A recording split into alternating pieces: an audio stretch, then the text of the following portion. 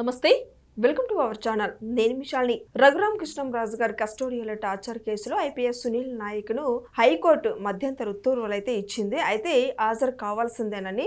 మరి ముఖ్యంగా ఇంకా సునీల్ నాయక్ హాజరు అవుతారా, ఇంకా ఆ పరిణామాలు ఏ విధంగా ఉండబోతున్నాయో తెలుసుకోబోయే ముందు స్టూడియోలో ఉన్నారు సీనియర్ జర్నలిస్ట్ దుర్గకుమార్ గారు ఉన్నారు. వారిని అడిగి విషయాలను తెలుసుకునే ప్రయత్నం చేద్దాం. నమస్కారం సార్. నమస్తే మిషాల్ని, మన వీక్షకులు కూడా. సార్, ఇప్పుడు రఘురామ్ కృష్ణంరాజు గారి కస్టోడియల్ టార్చర్ కేసులో ఐపీఎస్ సునీల్ నాయక్ ఇప్పుడు అరెస్ట్ అయ్యే అవకాశం ఉందంటారా సార్?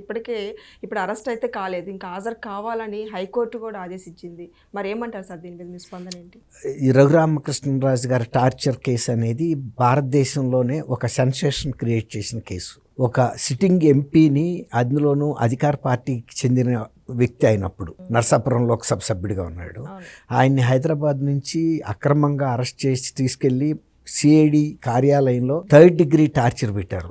డిపార్ట్మెంట్ వాళ్ళు పెడితే అది వేరే మాట. తులసి అని వేరే ఒక ప్రైవేట్ వ్యక్తిని కూడా ఎంగేజ్ చేసి టార్చర్ పెట్టారంటే అది చాలా తీవ్రమైన అంశంగా పరిగణించాల్సిందే. కానీ ఆయన అన్ని రాజ్యాంగ వ్యవస్థల దగ్గరికి వెళ్ళినా కూడా అప్పట్లో తగిన న్యాయం అయితే ఆయనకి జరగలేదు. అది ఆయన ఆంధ్రప్రదేశ్లో ఆయనకి సరైన వైద్యం కూడా అందట్లేదని ఆయన సుప్రీంకోర్టు దృష్టికి తీసుకెళ్ళినప్పుడు సుప్రీంకోర్టు కూడా ఆయన వాదంతో ఏకీభవించి అక్కడ ఉన్న వాస్తవ పరిస్థితులను గ్రహించి నిజానికి అక్కడ ఆయన ఆంధ్రప్రదేశ్లో తగిన వైద్యం జరగటం లేదు కాబట్టి ఏదైనా ఒక జాతీయ స్థాయి సంస్థల్లో పక్క రాష్ట్రాల్లోనైనా చేయించమంది. అప్పుడు ఆయన్ని మిలిటరీ హాస్పిటల్కి తీసుకొచ్చారు, హైదరాబాద్లో మిలిటరీ హాస్పిటల్కి. ఇక్కడికి వచ్చిన తర్వాత ట్రీట్మెంట్ చేసే సందర్భంలో ఆయనకి తగిలిన గాయాల విషయం కూడా సర్టిఫికేట్ అడిగితే వాళ్ళు ఇది 3rd degree టార్చర్ మూలాన జరిగిందని కూడా వాళ్ళు ఇచ్చారు. కానీ అదే ఆంధ్రప్రదేశ్లో గుంటూరులో ట్రీట్మెంట్ ఇచ్చిన సూపరింటెండెంట్, హాస్పిటల్ సూపరింటెండెంట్ ఒక మహిళ, ఆమె కూడా ఈ కేసులో 4వ ముద్దాయిగా ఉన్నట్టుంది. ఆమెతో ఒక అక్రమమైన సర్టిఫికెట్, తప్పుడు సర్టిఫికెట్ రాయించారు. అది ఒక చర్మ సంబంధమైనటువంటి సమస్య తప్ప అది దెబ్బల ద్వారా కొట్టింది కాదని. అయితే ఈ దెబ్బలు కొట్టించింది అప్పుడు సునీల్ కుమార్ డీజీగా ఉన్నారు సిఐడికి. ఇప్పుడు ఈ సునీల్ నాయక్ అడిగావు కదా నువ్వు, ఇప్పుడు పాట్నాలో ఆయన ఫైర్ సర్వీసెస్ ఐజీ క్యాడర్లో ఉన్నారు అండ్ హోమ్ గార్డ్స్ కూడా ఇన్ఛార్జ్గా ఉన్నారు. ఆయన అప్పుడు డిఐజీ క్యాడర్లో ఉన్నారు. ఆయన పర్యవేక్షణలో విజయపాల్ అనే అప్పుడు అడిషనల్ ఎస్పీ అనుకుంటా ఆయన ఈ కార్యక్రమం నిర్వహించాడు. ఈ దౌర్జన్యం ఆయన మీద 3rd degree. అయితే ఆయన మరి ఆ రోజున లోక్సభ సభ్యుడిగా ఉన్నప్పుడు ఇంత దాష్టికం చేసిన ఈ సునీల్ నాయక్ ఇప్పుడు ముందస్తు బెయిల్ కోసం ట్రై చేశాడు. అది కారణం ఏం చెబుతున్నాడంటే అందులో కేసులో బాధితుడిగా చెప్పబడుతున్న వ్యక్తి రఘురామకృష్ణరాజు గారు ఇప్పుడు డిప్యూటీ స్పీకర్ స్థానంలో ఉన్నందువల్ల ఆయన అధికారాన్ని ఉపయోగించి నన్ను అక్రమంగా ఈ కేసులో పెడుతున్న దృష్ట్యా దీని మీద మీరు లోతుగా విచారించి నాకు ముందస్తు బెయిల్ ఇవ్వమని ఆయన ముందు గుంటూరులో లోకల్ కోర్టుకి వెళ్ళాడు, స్థానిక కోర్టుకి. వాళ్ళు ముందస్తు బెయిల్ ఇవ్వడానికి నిరాకరించారు. అప్పుడు వీళ్ళు వెళ్ళి అరెస్ట్ చేయడానికి ప్రయత్నిస్తే ఒక ఐపీఎస్ బాధ్యతల్లో ఐజీ క్యాడర్లో ఉన్న వ్యక్తి చట్టబద్ధంగా ఆయన్ని అరెస్ట్ చేయటానికో ఇంట్రాగేట్ చేయటానికో వస్తే సహకరించకుండా వాళ్ళెవరో దుండగులు వచ్చారన్నంతగా సీన్ క్రియేట్ చేసి అక్కడ ఆయన కింద పనిచేసే అగ్నిమాపక సిబ్బందిని, అనేక మంది హోమ్ గార్డ్స్ని ఆ బంగ్లా చుట్టూ మోహరించి సహకరించాల. తర్వాత అక్కడున్న ప్రభుత్వాన్ని కూడా ఒక రకంగా ఆయన ప్రభావితం చేసి అక్కడ డీజీని ఆయన అక్కడి నుంచి అరెస్ట్ చేయకుండా ఉండే విధంగా ఒక జీవో ఇష్యూ చేయించుకున్నాడు. అసలు నిజానికి ఎవరైతే డీజీ ఆ ఉత్తర్వులు ఇచ్చాడో ఆయన కూడా ఒక ఐపీఎస్ అధికారి, అఖిల భారత స్థాయి అధికారి. ఈయన కూడా ఒక అఖిల భారత స్థాయి అధికారి. అలాంటి వ్యక్తి మీద ఏదైనా కేసు వచ్చినప్పుడు ఆయన డీజీగా కింద అధికారిని నువ్వు సహకరించి చట్టానికి, రాజ్యాంగాన్ని తల వంచి ఎల్లమంచి సలహా ఇవ్వాలి తప్ప ఆయన రక్షించడానికి ప్రయత్నించాడు. అప్పుడు వీళ్ళు ఇక్కడ హైకోర్టులో కూడా కేసు ఆర్డర్స్ మన అరెస్ట్ వారెంట్కి అడిగారు. ఆ టైంలోనే ఈయన మళ్ళీ హైకోర్టులో సునీల్ నాయక్ అనే ఐపీఎస్ అధికారి ఐజీ క్యాడర్లో ఉండి నాకు రఘురామకృష్ణరాజు గారు అక్రమంగా పెట్టారు, నా మీద మొదట్లో నా పేరు లేదు ఇందులోను, కాబట్టి నాకు ముందస్తు బెయిల్ ఇవ్వమని అడిగితే ముందస్తు బెయిల్ని నిరాకరించారు.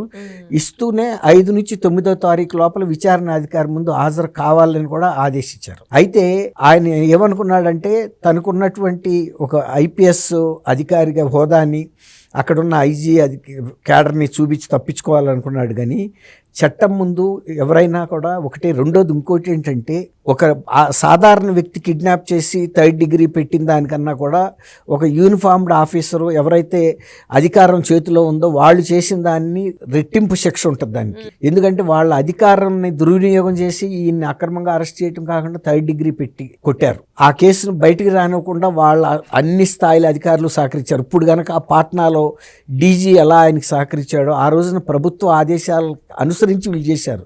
అసలు ప్రభుత్వం ఆదేశించినా కూడా చట్టపరంగా మాత్రమే వెళ్ళాలి. ఎవరన్నా రిటర్న్ కంప్లైంట్ ఇచ్చిన తర్వాత ఆ రిటర్న్ కంప్లైంట్ బేస్ చేసుకుని అరెస్ట్ చేయాలి. ఇక్కడ పీటీ వారెంట్ కూడా తీసుకోవాలి. ఏ రాష్ట్రంలో అయితే అరెస్ట్ చేశారో తీసుకెళ్ళబోయే ముందు. ఇప్పుడు ఆయన ఎందుకు భయపడ్డాడంటే, రఘురామకృష్ణరాజు గారు ఇక్కడ డిప్యూటీ స్పీకర్ స్థానంలో ఉన్నాడు, నేను ఆయన్ని 3rd డిగ్రీ పెట్టా కాబట్టి ఇప్పుడు నన్ను కూడా తీసుకెళ్ళి 3rd డిగ్రీ పెడతారేమో అని భయపడినట్టుగా అనిపిస్తా ఉంది. తప్పు చేశాడు కాబట్టి ఆయనకు తెలుసు ఆ తీవ్రత ఎలా ఉండబోతుందో.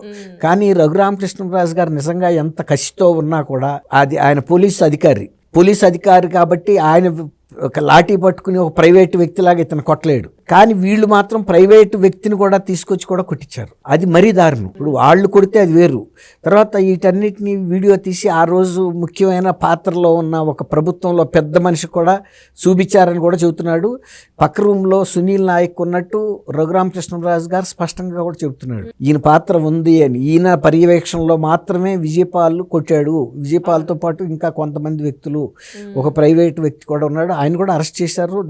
అతను కూడా విచారణకు హాజరయ్యాడు. ఇక్కడ విచిత్రం ఏంటంటే, ఒక ఐజీ క్యాడర్లో ఉండి అంతకుముందు తప్పు చేసి ఇవాళ తప్పించుకోవటానికి ఎన్ని మార్గాలు ఉన్నాయో ఎత్తుకుతున్నాడంటే ఒక పోలీస్ అధికారి, అది సమంజసంగా అనిపించట్లేదు. ఒక బాధ్యత గల అధికారి అయ్యుండి నువ్వు ఒక ఐపీఎస్ చదివి ఇంత శిక్షణ పొంది ఇతరులని నువ్వు అరెస్ట్ చేసే అధికారం నీకుండి ఆ చట్టాల గురించి తెలిసిన వ్యక్తివి, చట్టం నుంచి తప్పుని ఎంత దూరం వెళ్తాడని అతను అనుకోగలుగుతాడు ఎవరైనా కూడా. ఇప్పుడు హైకోర్టే తప్పు పట్టింది, నువ్వు ఫస్ట్ వచ్చి హాజరు అవ్వాల్సిందే అని. కాబట్టి సునీల్ నాయక్ లాంటి అధికారులు పోలీస్ శాఖలో ఉన్నందుకు కూడా సిగ్గుపడాల్సిన పరిస్థితి. చేసి ఆ భయము ఆ ఇది ముందుండాలి. తప్పు చేసేటప్పుడే. తప్పు చేసిన తర్వాత నువ్వు ఖచ్చితంగా గట్టిగా తప్పు చేసి నువ్వు పాట్నా వెళ్ళిపోవటం ద్వారా చట్టానికి నేను దొరకను అని అనుకోవటం అనేది చాలా పొరపాటు. లా హ్యాజ్ లాంగ్ ఆర్మ్ అంటారు. ఎక్కడున్నా కూడా పట్టుకోగలుగుతుంది. సముద్రాలు దాటి వెళ్ళినా కూడా చట్టం తను శక్తిని చూపిస్తుంది. జుట్టు పట్టుకుని లాక్కు రాగలుగుతుంది, కాలర్ పట్టుకుని లాక్కు రాగలుగుతుంది. ఇప్పుడు సునీల్ నాయక్ పరిస్థితి కూడా ఆ స్థితికి వచ్చింది. ఇప్పుడు మీరు అడిగారు అరెస్ట్ అవుతాడా అని. రేపు 5 నుంచి 9 లోపల వచ్చి హాజరయ్యి సరైన వివరణ ఇస్తే పర్వాలేదు. వివరణ ఇచ్చినా కూడా అరెస్ట్ చేసే అధికారం సిట్ ఉంది. రెండోది, ఒకవేళ కనుక తను రాకపోతే కూడా అరెస్ట్ వారెంట్తో వెళ్ళి, ఆయన ఐజీ కాదు అక్కడ డీజీ క్యాడర్లో ఉన్నా కూడా అరెస్ట్ చేయొచ్చు. అట్లా అరెస్ట్ అయిన వ్యక్తులు కూడా ఉన్నారు డీజీ క్యాడర్లో. కాబట్టి ముఖ్యమంత్రులు అయ్యారు. ముఖ్యమంత్రి కన్నా డీజీ గొప్ప ఆయన కాదు. ముఖ్యమంత్రులు మనం కూడా చూసాం, అనేక మంది అయ్యారు. కాబట్టి సునీల్ నాయక్ అరెస్ట్ అవ్వాలి. అట్లాంటి వాళ్ళకి అయితేనే ఇతర పోలీస్ అధికారులకు కూడా బుద్ధి వస్తుంది. అంటే మనం ఐపీఎస్లు కాబట్టి ఏ తప్పైనా చేయొచ్చు, చట్టాల నుంచి తప్పించుకోవచ్చు, డీజీ అధికారులతో మనం ఇట్లాంటి తప్పుడు ఉత్తర్వులు ఇప్పించుకోవచ్చు అని. వచ్చిన వాళ్ళు పోలీసులు అయినప్పుడు అతను ఆ విధంగా ప్రవర్తించడం అనేది కూడా ఆయన చరిత్రలో కూడా, ఆయన కెరియర్లో కూడా మాయని మచ్చ. ఫస్ట్ చట్టాన్ని గౌరవించాలి. కనీసం అక్కడ ఉన్న డీజీ అయినా తను చెప్పాల్సింది, మేము పంపిస్తాము, మా అధికారులే వస్తారు, కావాలంటే ఇక్కడ నుంచి తీసుకొస్తారని కూడా పంపిస్తే ఆ డీజీకి కూడా విలువ పెరిగేది. అంతేగాని ఆ తప్పు చేసి ఎవరన్నా రండి మేము కాపాడుతామని ఒక ఉన్నత పోలీస్ అధికారి, ఆ వ్యవస్థలో కల్లా టాప్ డీజీ అంటే ఏ రాష్ట్రంలో అయినా ఆ రాష్ట్రంలో ఉన్న అన్ని పోలీసు విభాగాలకి ముఖ్యంగా ఒక టాప్ ఆఫీసర్. వాళ్ళు అట్లాంటి ప్రయత్నం చేయటం కూడా అది తప్పే. అది ఇప్పుడు కేంద్ర ప్రభుత్వం కూడా ఆయన మీద చర్య తీసుకోవాలి. సార్, ఇప్పుడు ఎవరు అరెస్ట్ అయినా సరే కుల రాజకీయాలు చేస్తున్నారు. ఇప్పుడు కులం బాగా చెప్పాము మాట్లాడుతున్నారు. ఇప్పుడు ఈ సునీల్ నాయక్ కూడా ఎస్టీ అని చెప్పి నన్ను అరెస్ట్ చేస్తారన్నట్టు వార్తలు కూడా వచ్చాయి సార్. ఆయన అన్నాడు, చెప్పాడు. అవును, ఇప్పుడు అది తప్పు చేసేటప్పుడు ఉండాలి కదా. ఇప్పుడు నువ్వు ఏ కులం అయితే ఏంటి, తప్పు చేసిన తర్వాత చట్టం కులం తెలీదు, చట్టం ఎప్పుడు కులం అడగదు. నువ్వు నేరం చేసేవాడు కూడా కులం గురించి ఆలోచించకుండానే చేస్తాడు. ఆ రోజు కూడా నీకు ఒక కులం ఉంది కదా, మరి ఉన్నప్పుడు నువ్వు నీ పరిమితిలో నువ్వు ఉండాలి కదా. అంబేద్కర్ గారు ఇలాంటివి చేయమని చెప్పలేదు కదా. ఇవాళ గుర్తొస్తాడు, ఎవరైనా తప్పు చేసిన తర్వాత అంబేద్కర్ గుర్తొస్తాడు, అంబేద్కర్ చాటును దాక్కోవటానికి ప్రయత్నిస్తారు. అంబేద్కర్ ఎప్పుడు కూడా చట్టాల ఉల్లంఘన చేయమని అడగలేదు, చేయలేదు. ఆయన కూడా అధికారాన్ని ఎప్పుడు దుర్వినియోగం చేయలేదు, అక్రమమైన పనులు చేయలేదు, అక్రమ సంపాదన కూడా చేయలేదు ఆయన. అందుకే ఆయన అందరికీ ఆదర్శవంతమైన వ్యక్తి. అటువంటి వ్యక్తి పేరుని ఇట్లాంటి క్రిమినల్స్ వాడుకోవటం కూడా అది తప్పు. అవును, ప్రజలు కూడా గమనించాలి. అది ఎవరు కూడా అట్లాంటి అంశాలను ప్రోత్సహించకూడదు. వాళ్ళకి సంబంధించిన ఈవెన్ ట్రైబ్ పీపుల్ కూడా ఖండించాలి. ఇది మీరు అరెస్ట్ చేయండి, చట్టం తన పని తను చేసుకెళ్ళనివ్వండి అని చెప్పాలి మేధావులు. Thank you. థ్యాంక్ యూ అమ్మ శాలిని. మనం వీక్షకులు.